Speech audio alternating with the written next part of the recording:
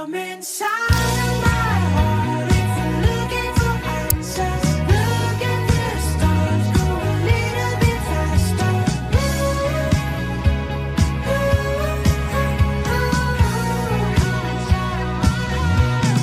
Come inside of my heart if you're looking for answers. Look at the stars, go a little bit faster.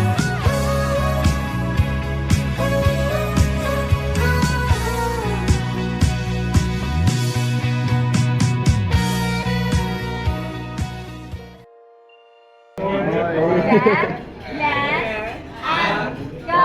Ok, chúc cả nhà ngon miệng.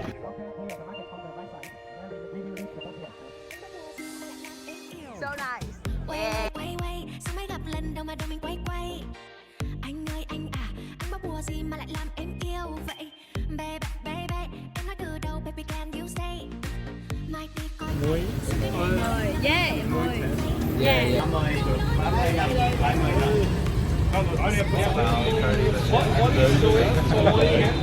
nếu em làm như thế trong em có hâm không? Đi lắc như cây vô nhạc. Giây phút em gặp anh là em biết em si tình tăng tăng. Giây phút em gặp anh là em biết em si tình toan tình mình tình tan tình.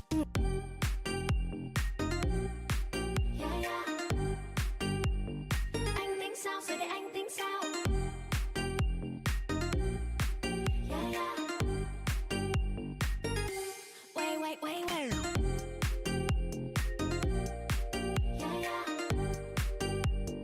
Anh tính sao rồi để anh tính sao?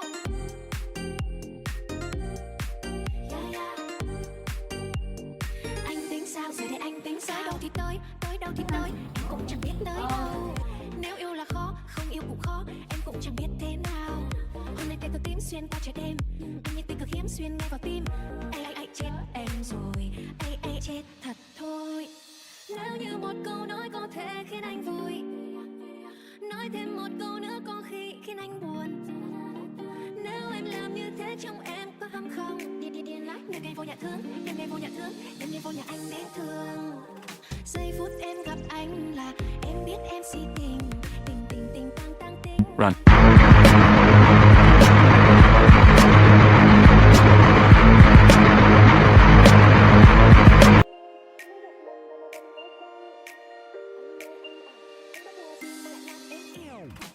Quay sao mới gặp lần đầu mà đôi mình quay. Anh ơi anh à, anh bắt bùa gì mà lại làm em yêu vậy? Baby, em nói từ đầu, baby can you say?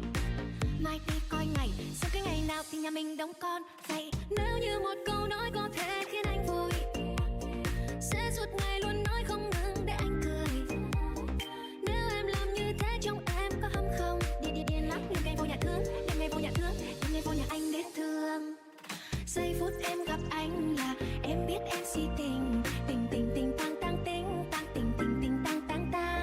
Giây phút em gặp anh là em biết em si tình toan tình mình tình tan tình. Yeah.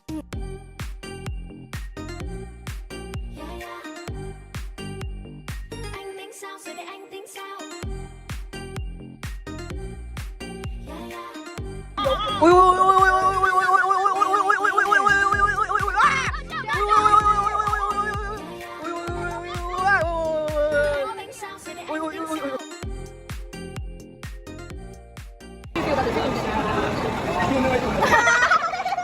Cry, we're gonna cry too.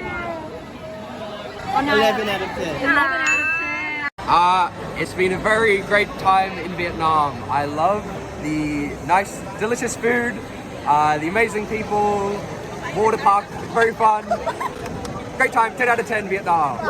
My trip in Vietnam has been amazing. People are lovely, more friendly than home. I have to think that something really funny. I mean, funny. Huh?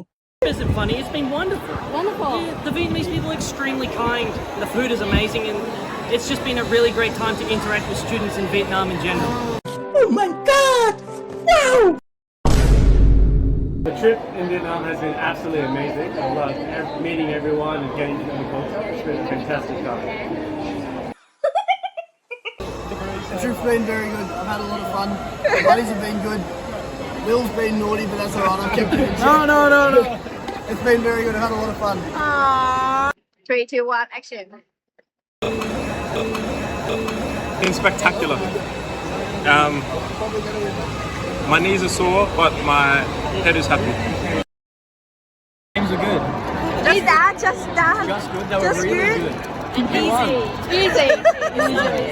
Except for the chopsticks. How about the people? How about your teammates?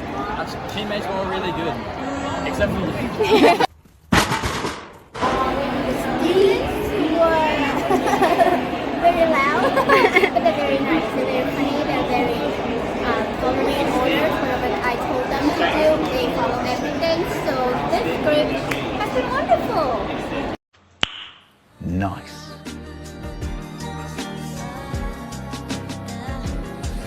That's when you caught me, hoping you'd stay a while.